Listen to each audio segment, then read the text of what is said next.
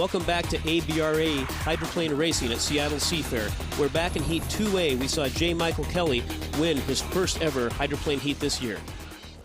J. Michael Kelly had a nice win in this particular heat. Only problem is you weren't able to bring it back to the dock right away. What happened? Not sure. It just started going down on power and I shut up right away, so hopefully it was nothing major. Hopefully it just took on some water, and hopefully that's it, because it was running pretty strong out there. So.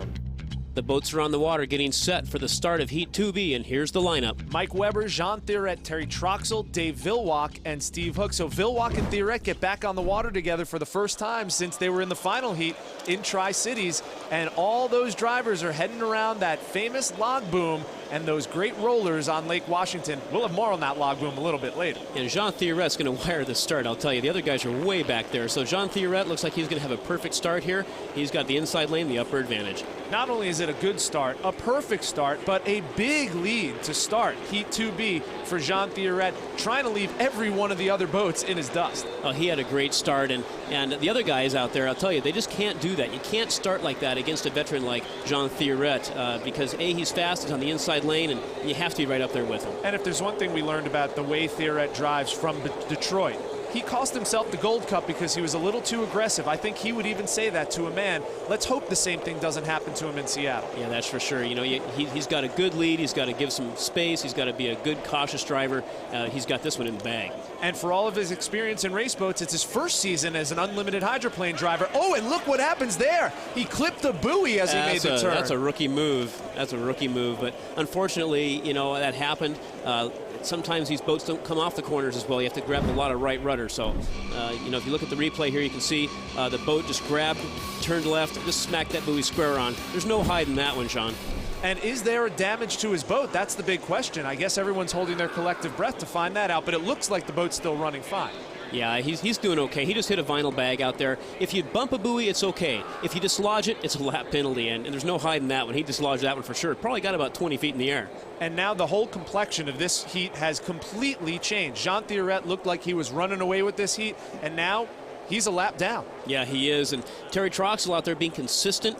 His foot's down all the way too as well. But unless he does something stupid, he's going to come away with a victory on this one. And I think this is a picture-perfect example of two different driving styles. Jean Thierret a little more aggressive. Terry Troxel maybe a little more conservative in situations like this, but everyone has their moments where they have to pick their spots and try and make their stand. Now Terry Troxel is going to benefit from a mistake made by Thierret. Yeah, Terry's a hard charger too, you know. He's out there to win this race as well. He's got some equipment under him. He's got one prop, one gearbox. You know, he's got a certain agenda he has to follow, and he's following his agenda to the T. So Terry Troxel looks to be the runaway leader of this heat right now after Jean Thierret dislodged the buoy. Jean Thierret still using this as what, some type of a test run? Well, you know, right now he's using it to talk French inside that cockpit. You know what French he's talking about right now. So he's disappointed. I'm sure the team is too. But to his defense, you know, I'm sure there was a wave there that grabbed that sponsor. He didn't hit that. He didn't hit that buoy on purpose. And it should be noted, points are points. If Jean Thierret could conceivably catch up and earn just a few points, it's better than no points at all. You're right, exactly, 100%. Points are everything here. All right, so we head down the final stretch. The checkered flag is about to fall, and it looks like it's going to be Terry Troxel picking up a much important and needed 400 points in Heat 2B. Terry Troxel is your winner, and that lucky number 13 comes through with another heat victory. Yeah, it's kind of strange. You got Sport Boat Northwest winning and FormulaBoats.com coming in second. There's a bunch of boat companies out there, isn't there? As ironic as that sounds, in Seattle. Quick check of the results in Heat 2B. Terry Troxel with the win. Mike Weber, followed by Dave Villwock. Didn't talk much about him. That's because he had trouble even before the start of the heat. Yeah, he was not able to score up properly, so he had a lap penalty. And obviously problems also by Jean Thierret.